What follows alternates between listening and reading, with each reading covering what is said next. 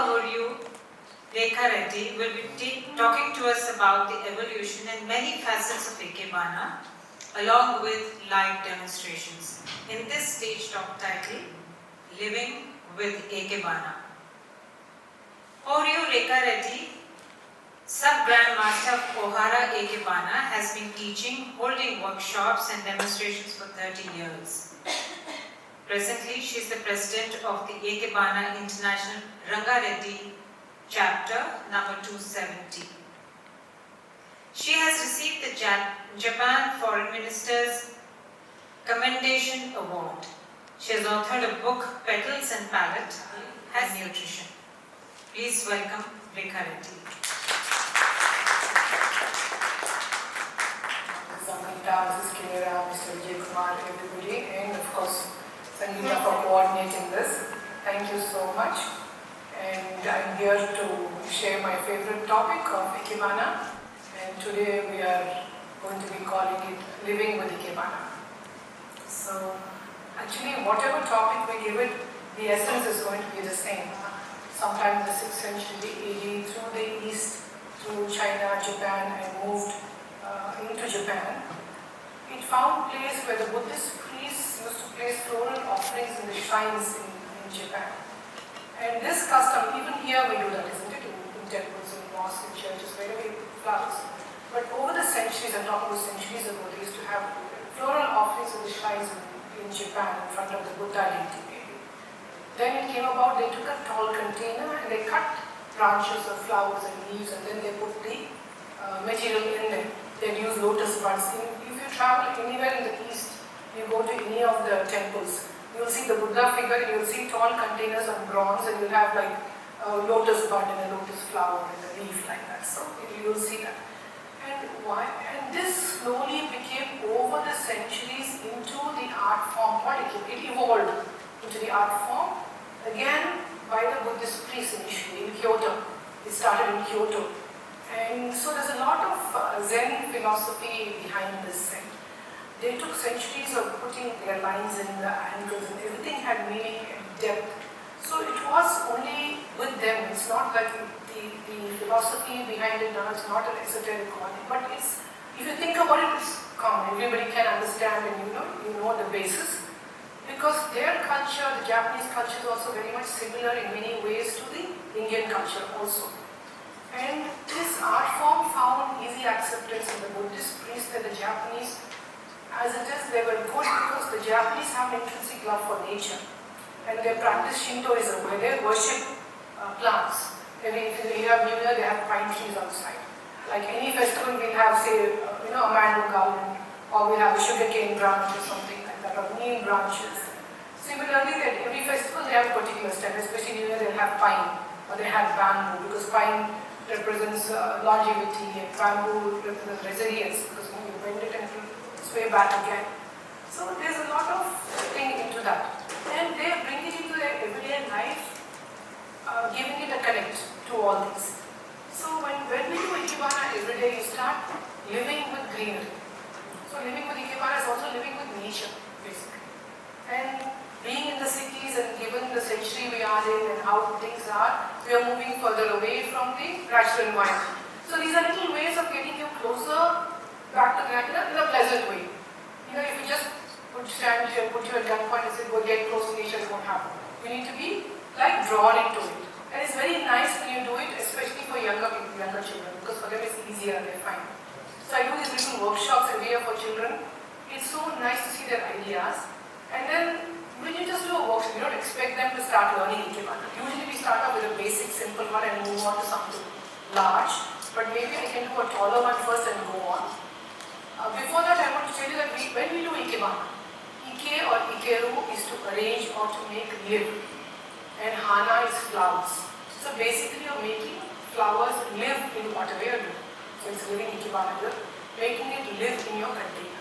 So you cut leaves, you cut flowers, you put them together in your container, trying to look as natural as possible and live as long as possible. It's very cruel to just keep cutting things, stuffing them into your vase, and then they just die. If they live in the plant for 5 days, when you cut them, they should live in your vase at least for 4 days. So you cut them early morning, You wash them well, put them in water, be nice to them. It might sound strange when I say talk to plants, but you're just being respectful towards them. Handle with care, don't cut unnecessarily and throw them out. Many times if there's a plant, the plant needs trimming, so that's a good time to cut and make an arrangement. So you cut them early morning, wash them clean, put them in water, and then arrange them when you want to, then they'll last longer also. So it gives you a lot. And they're very nice to do whether it's in your homes or offices or in a hospital or wherever it is. It's nice to have this touch of green because we're all living in complexes in the city. We don't have the luxury of seeing green, most of us. So this little touch, a small container, a touch of leaves and flowers is beautiful. And when we say leaves and flowers, only flowers are beautiful. But if you have like a dozen flowers and only flowers, but you imagine it with flowers and a few leaves, the contrast always is nice, the combination. They are a contrast, but then they go well together. So it's nice to have them both together. I always say that when you have like sweets, I love desserts. I think most of you do. And I can eat 10, but then by the 5th or 6th, when you start getting a little, you need something spicy in between. So you enjoy your dessert even better. So like that with flowers, you have lots of them, but then you put some greenery, it always looks better and you accept it better. It looks much nicer. So I'm going to show you the first one. Let's do this. So this is called a one-row form. In Ikebana, there are many schools of Ikebana. So what we are following here and what I'm showing you is called the Ohara style, Ohara school of Ikebana. A little different in how they do it. When we have Bharatanatyam, we have Kuchipudi, they're all traditional Indian dance forms, but there's a little difference in the steps or how you do it. So the same thing we're showing in this also. The Ohara school was, they have headmasters, like hierarchy. You have headmaster, then the son becomes the headmaster, then the daughter or the son. So that's how it continues. So Hiroki Ohara is the present headmaster. He started maybe more than 120, 130 years ago. Some Unshin Ohara is the headmaster and it goes down. And they have different forms and different styles in different schools. All schools are beautiful, but we follow the Ohara school more here. So here in this one I'm using a one-row container. I put a little mat, later on you can come up and see. It just sets off the arrangement better when you have something underneath. It could be a mat, it could be a placemat, it could be a leaf, it could be a mirror, anything that you have, you can lay your hands on. I'm using ginger flowers here. These are called the red ginger. I've cleaned them, trimmed the leaves, cut them little to size because it will just save time. So we have this, and normally if you're doing it and you're making a cut, we always make the cut underwater so that the air bubbles don't go and block the holes. So it lasts longer. So there are little tips. Only the tips on how to use them will take me 45 minutes. So everything is very brief here today, but I'm sure you get an idea. So I've cut this before, and this is going to be my main material here, what we call the subject. Looking quite majestic and looking up. And we have different material. We have fillers. This is something we call the secondary. And I'm going to put more flowers with this.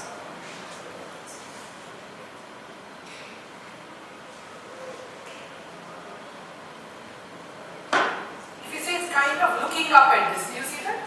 Very subtly.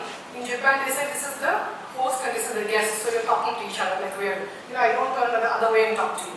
So those little ways so you remember. And you have most material looking upward because plants look up towards nature, the sun. So that's how you place them when you do that also.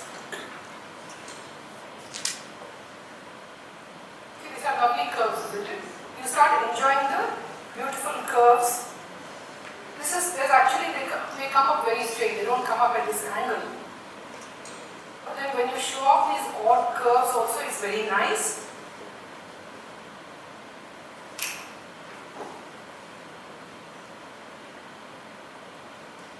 You can have a low filler. All the principles of art, rhythm, depth, harmony, balance, proportion, everything applies to flowering. It's another art form. Whether you're doing sculpture, whether you're doing painting, whatever you're doing this. And once you keep doing any art form like this, you'll see the way you arrange things in your house, your garden, the way you put in your plants, the way you arrange your furniture, everything is affected. You start thinking of balance. It could be asymmetrical balance, but still it has its own beauty. And along with this, I wanted to do Ikebana. You can make it very subtle, one leaf, one flower, very subtle. You can make it full and colorful. So, like in life, you have the days when you want lots of activity, lots of friends, family, and make it really full. My brother would disagree, would rather I don't come too often. He complains I come too often, but then sometimes it's a lot. Then you go 2 or 3 times and you give him a break. So you can have plenty, you have colorful things, you have your party to put lots of flowers, or you buy something very natural, very simple, and you can do that in a very subtle way with 1 leaf and 1 flower. In fact, there's a school called the Ichio school. And in Ichio school, they have an arrangement where they just put 1 leaf. Even their symbol is just 1 leaf. So everything has its own beauty. Now here I am putting these little beautiful oriental lilies which have a very nice fragrance. This is going to be right in the corner.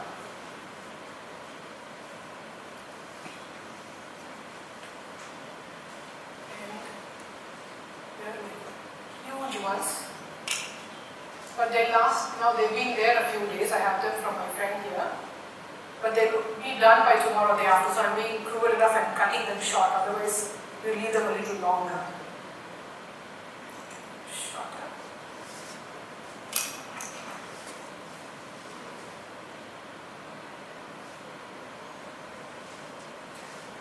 Most important, different heights, different angles. If you see, that's how, because you're imitating nature, nothing grows to the same height. The same thing is what you're trying to show in your container.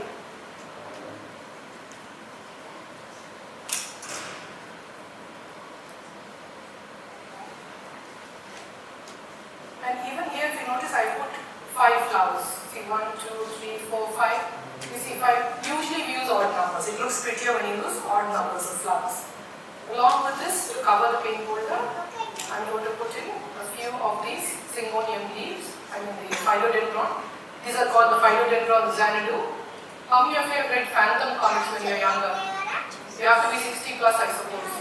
Phantom. How many know Phantom? Good. That's nice. And where did he live? In Africa. I think it was called Xanadu, isn't it? Yeah. So these are the Xanadus. That's why. So a few of the Xanadu to fill in.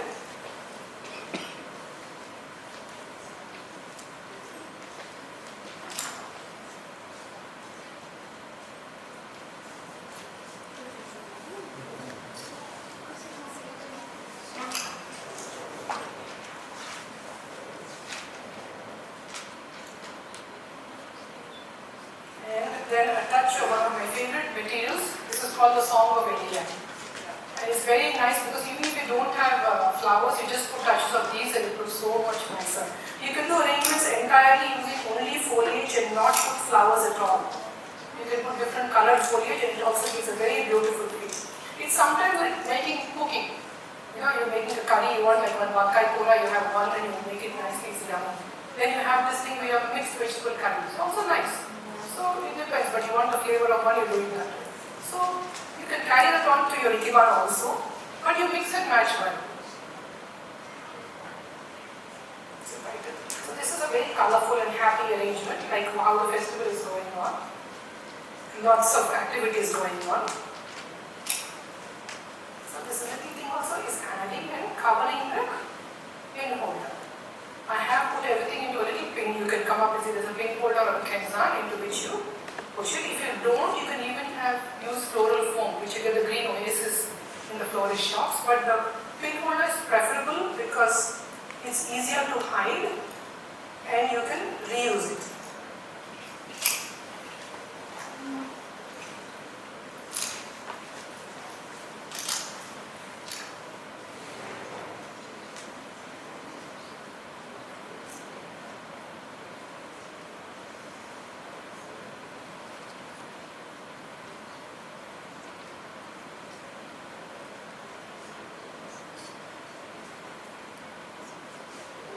Different height and angle.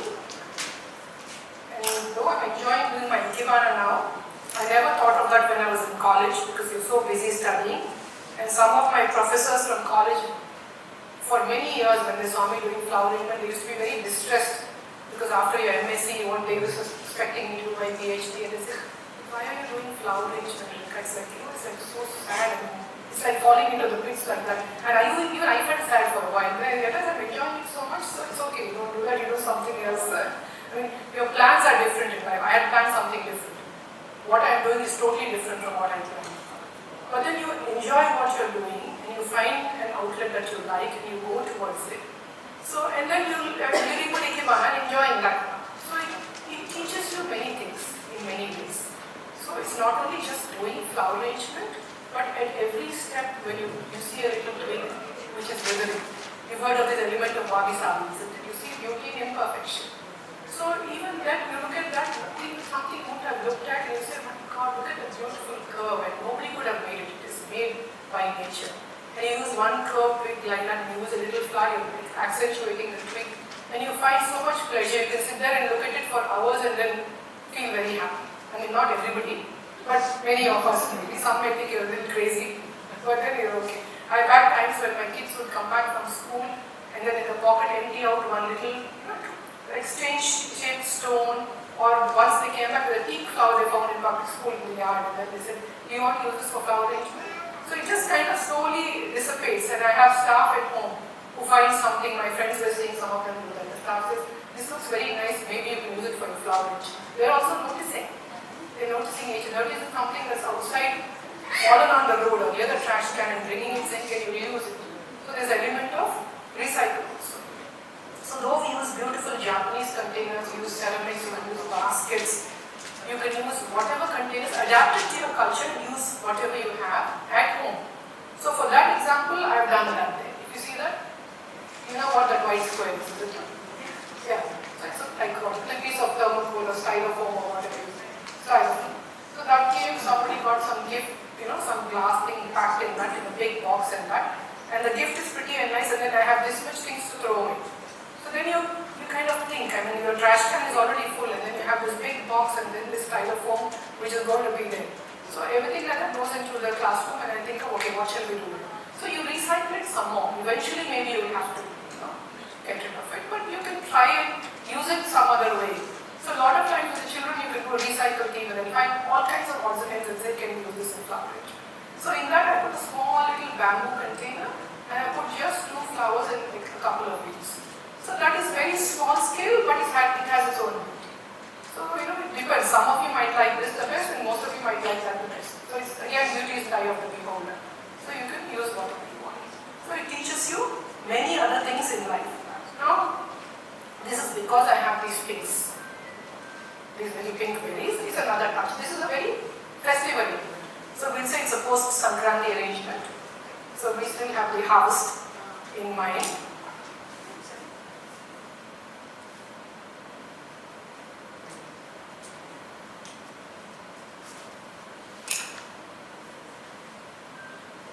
So speaking of the harvest festival, I did an arrangement last year just after Sankranti in another country, and along with the harvest team I had small little cutouts of the cow, the buffalo that tills the land because it's part of Sankranti, and I put 1 or 2, and some of them visitors were very upset because they thought it was a religious symbol I put in a cow. So I had to explain a little bit and soothe a few ruffled feathers. I have more to say about that, but later.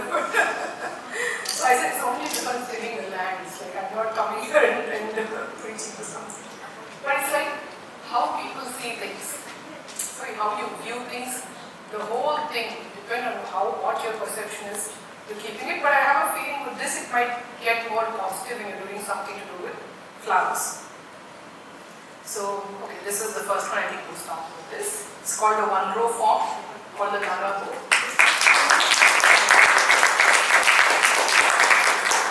So later on in case that feels bad, that also needs a meditation. Because it's so simple and so sweet. I don't want it to feel bad. You think that plants don't know? My teacher, I must really thank my teacher, Meena Narayan, and my mother Shyamla Day for both introducing me to Ikebana and teaching me Ikebana. And my teacher says they used to live in Nagpur. And there was an orange plant which was withering and dying. And they put some water and they said, okay, it's a huge orange tree. They said, we'll remove it tomorrow, cut it off and we'll put something else.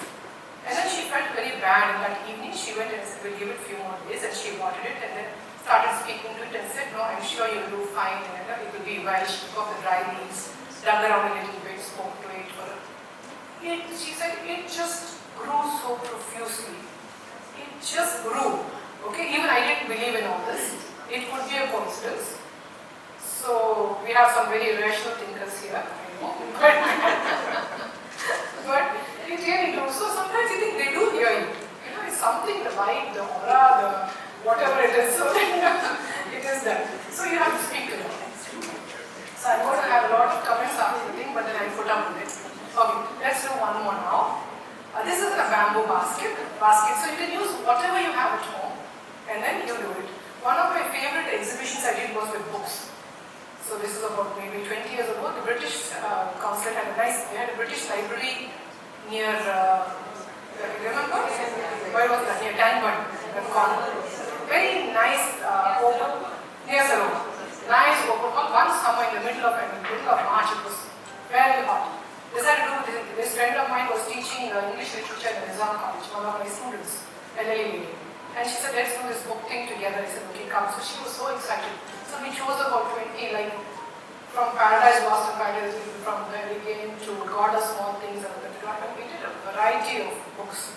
Gone with the Wind, and then did an arrangement with it, with the theme of that. Like Gone with the Wind had a tall vase with dry twigs with a lovely, twist like this Gone with the Wind and had some flowers. So it was one of my favorites, one of the first ones, but it was very nice.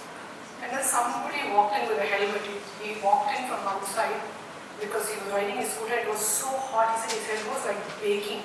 So he just saw some shade and he was standing there. He saw it and he came back. He said, this is the best thing I saw in my life after coming in from the heat and seeing something very cool and flowery like that. I remember that. So it's how you can associate Ikebana. You can connect it to our culture in different ways. So there are a whole group of us, some of them are here. Huge group of Ikebana lovers in Hyderabad. So we put together a couple of books. Later on, those who haven't seen the books are welcome to have a look at it.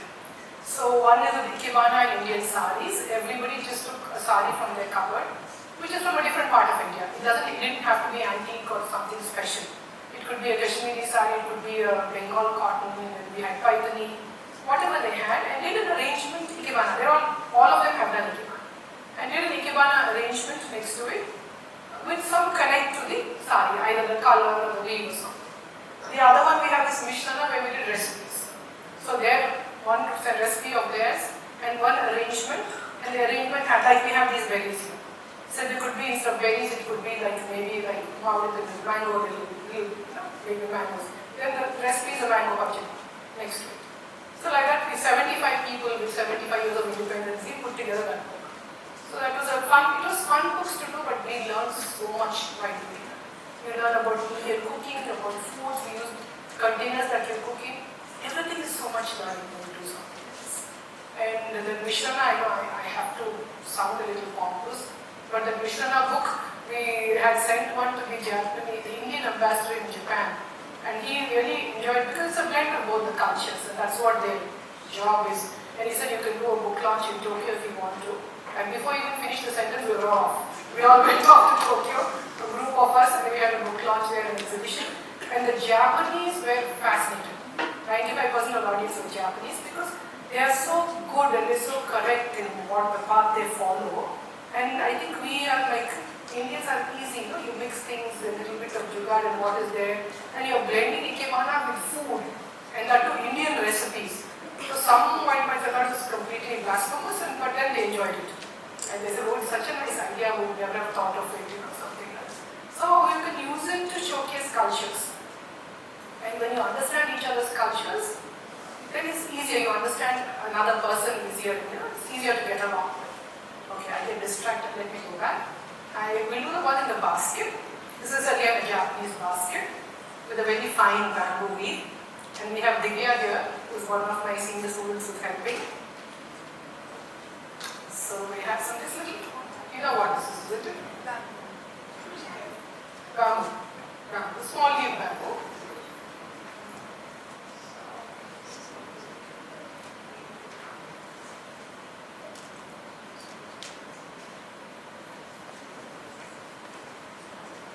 Just a bamboo stem with this natural curve. So I have a container in this. I have a container, a bamboo container in this, into which I put the water because otherwise water will come out.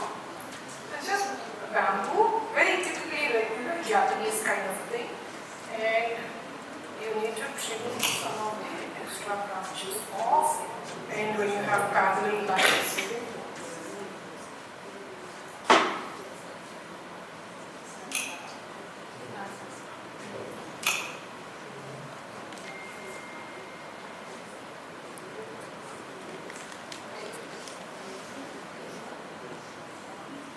I have another bamboo again. I've cut these. I've cut them, I've cleaned them a bit, I've trimmed them before coming here, and then I'll trim some more.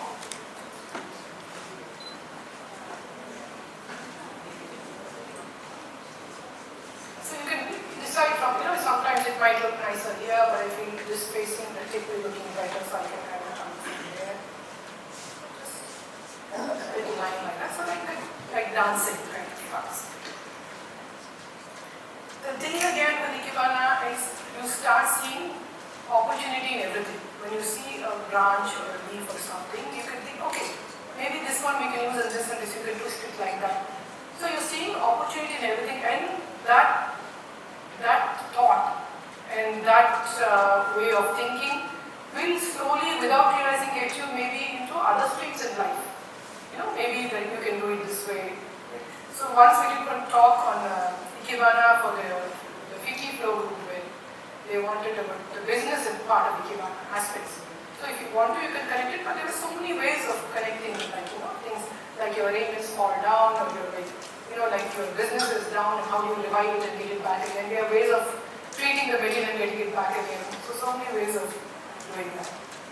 So just 2 stems of this, and now I'm going to add some lovely variegated money plant leaf. The pothos is called. I think I'll make some bamboo screws.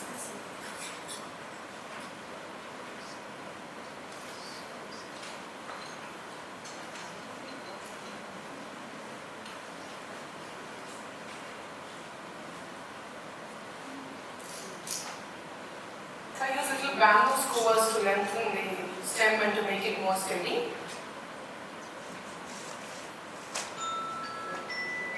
Just to give it some body and then at the back. So I'm using this.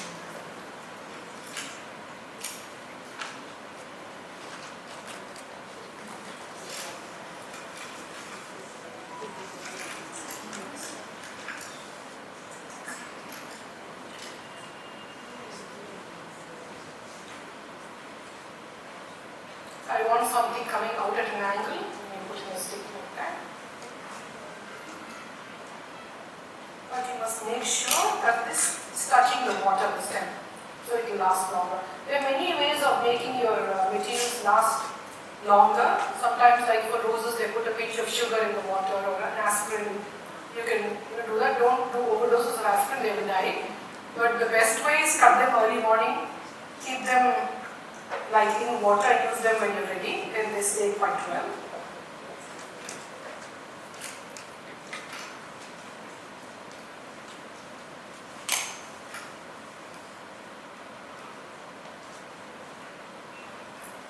So all these will stay just for a few days, but then you enjoy it the most.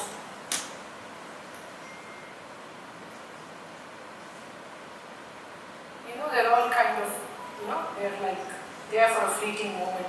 Like our lives, they say in the larger picture, when you realize time passes by so fast. They have this concept of ichigo ichie in Japanese. Have you heard that? Which is that it lasts, it's only temporary. And then you make the best of what you have at that point. So it's like very much like that even with the flowers and the leaves that we are using. So there, and then for a touch of color, then you use I'm using a bit of the chrysanthemums. Just a nice spot of color.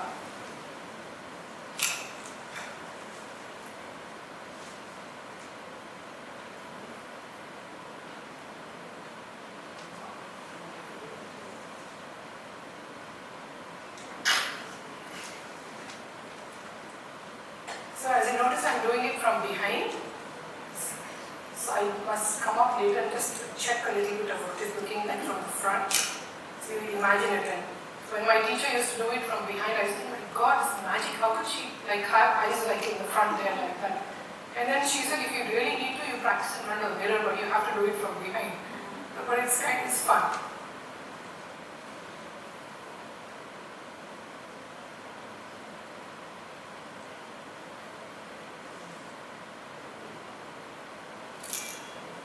This is what we call a half break. When you want an angle out, you do a half break, but make sure the half break is in the water.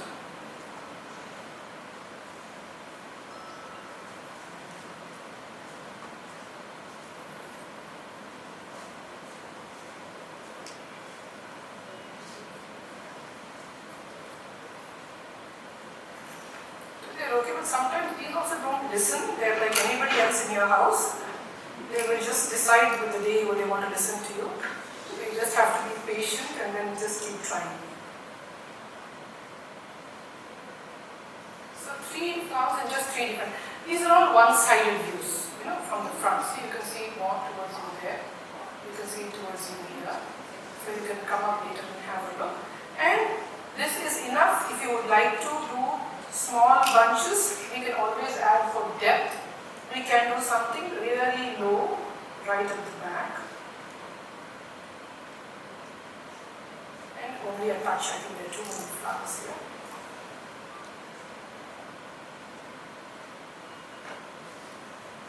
Just a touch of yellow and a small thing behind.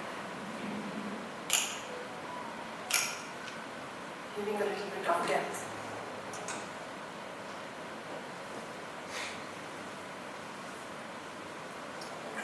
Space, just a small knot. Okay, so this is your basket arrangement with bamboo and the chrysanthemum and money plant.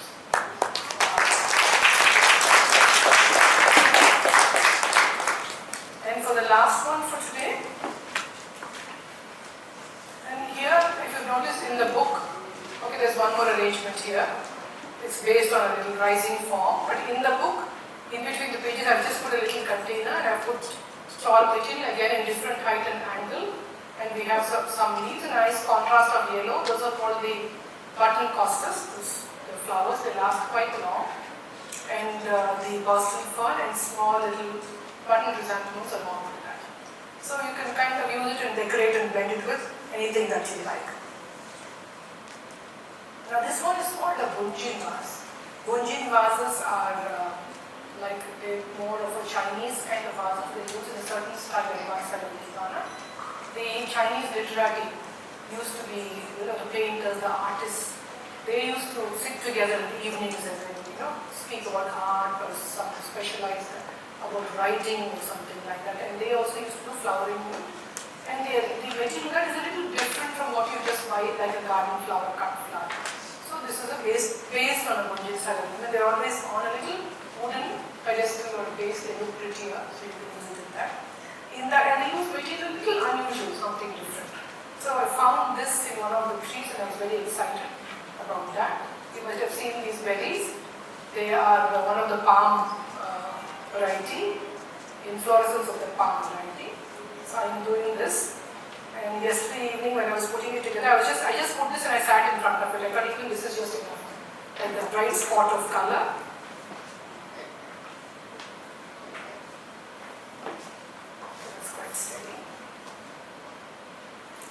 And along with this,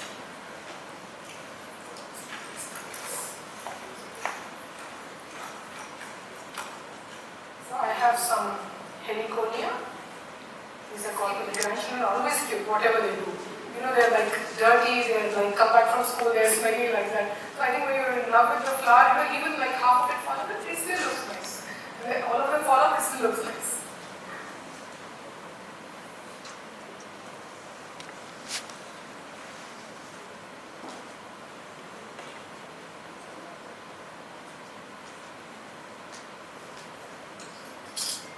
Peeping through.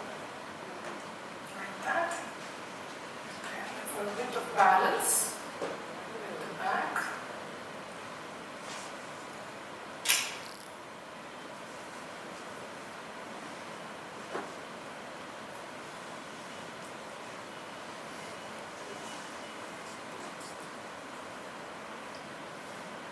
with the parents and red in the background. So that is your Gunjin arrangement, which is based on the Chinese literati and paintings. So the variety you can do in Ikebana is absolutely limitless, like in any other art form.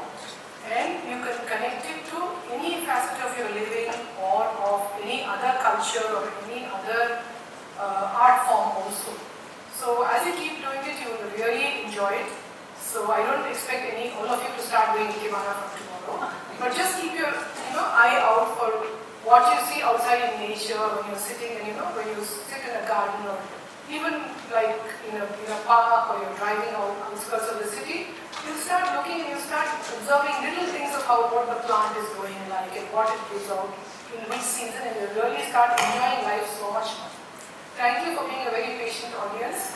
Thank you, Sangeeta. It was lovely being here. Thank you. Thank you, Rekha.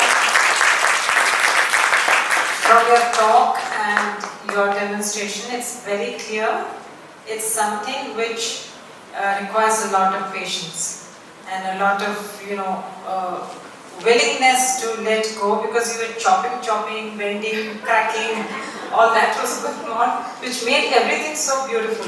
And before we go on to the question and answer, Rekha said we should clap for this poor thing, but there's one more poor thing out there for which we didn't. So that I was worried it feels bad because it's so small. So small. All right. But it has its own beauty. So we have time to take about 3 quick questions with quick answers. So anyone who is wanting, can you please put your hand up and the mic will come to you. Anushri, the lady here.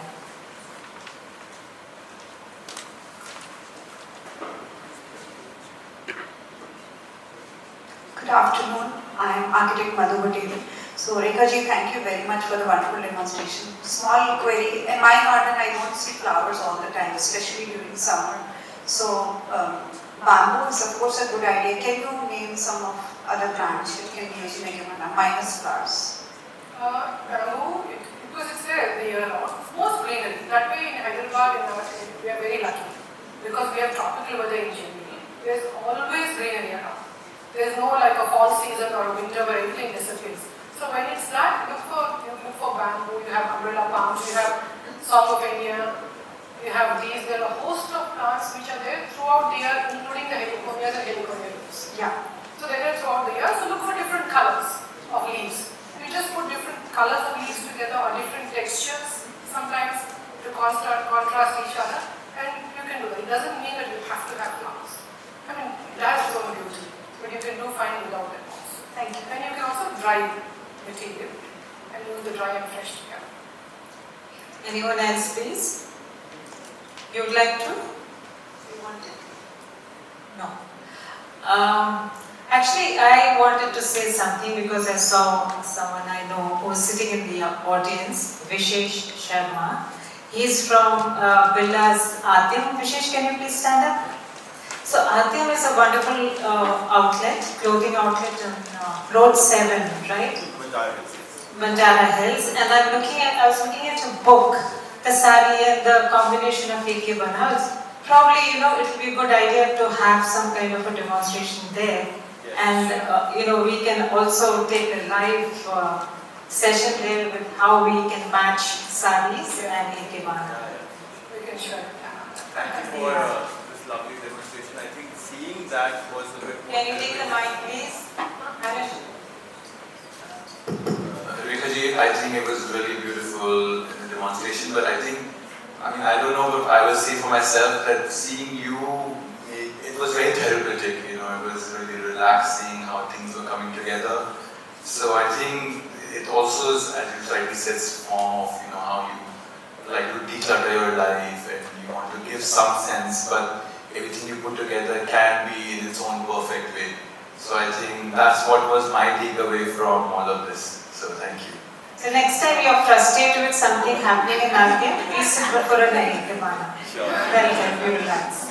Thank you. So this little thing I forgot. See, we have again unusual things which you will find actually on trees. So you can add touches. Some people might like it with 2 materials, some people 3. So feel free to just experiment, dabble, whatever. This has been a really, you want more? Please. The mic is. Hi ma'am, this is really excellent. I'm seeing this first time in my life, Ikebana. So I don't have access to this sunflower and other different varieties of flowers. I'm interested to learn, try sometimes. What do you suggest? Like I have small flowers or small plants, not this kind of. I have Kanakambram. You know Kanakambram. Yes. So initially that arrangement I did with only Kanakambram. You don't need to put the red carnation at all. I put that behind. That's something that grows very easily and it is at home. And you can use just that. And this is container also is a free. You can thermocol pieces, you can do that. Put a container into that. So whatever grows at home, it depends on how long it stays. You can even use your mandara, the shoe flower, but anything it stays only for a day. It stays for a day on the plant, even in your container. Kanakambram, a few will open up. So you don't have to buy flowers from floors. You can do completely home material, garden material, roadside material. Don't chop off too much, you get into trouble. When we started learning 30, 40 years ago, the roads were full and wherever we went, we take one twig or one branch and do lovely arrangements. Now there's nothing, even on the road it's very difficult to find anything. The thing is you need only very little. Even 3 leaves and 1 flower is enough to do up your tasting food. So if you keep your eye out, train your eye out, this is only an example, you will start noticing, you will start seeing like as an opportunity, you will use everything. Except like I said, cut them early morning, keep them in water, spray them now and then they stay fresh. Yeah, we'll take the last question, please. So you were talking about different schools of Ikebana. Can you just explain a bit about the various schools and have you only learned this particular school or have you been exposed to others? When Kavita took the mic, I got worried because she's such a like author and award winner, so I was very worried and she's been doing moderating sessions, so I was worried about what she asked me. But this is simple enough. There are different schools, they're just different in the way they are done, in the styles. Like here I have 3 different levels, I put 3 flowers, some I put only 4 kinds of materials, only very simple things like that. When you learn one school, you tend to concentrate and learn that school more. So I've done the Ohara.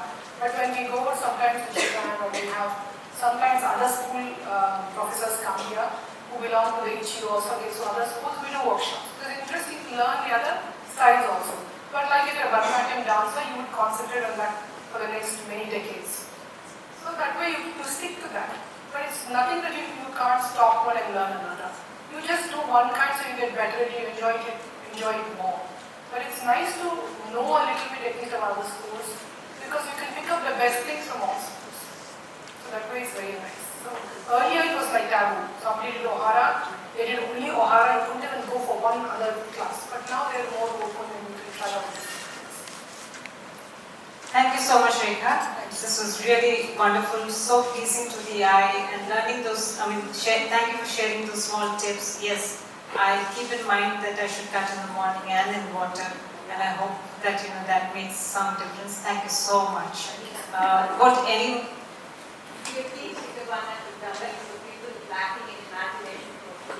Oh, she's been doing that for 30 years. I don't think there's anybody. It's like, if I can do Ikebana, anybody can.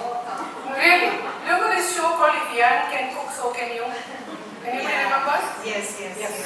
So if Rekha can do Ikebana, anybody can do it. That's your humility. Thank you so much.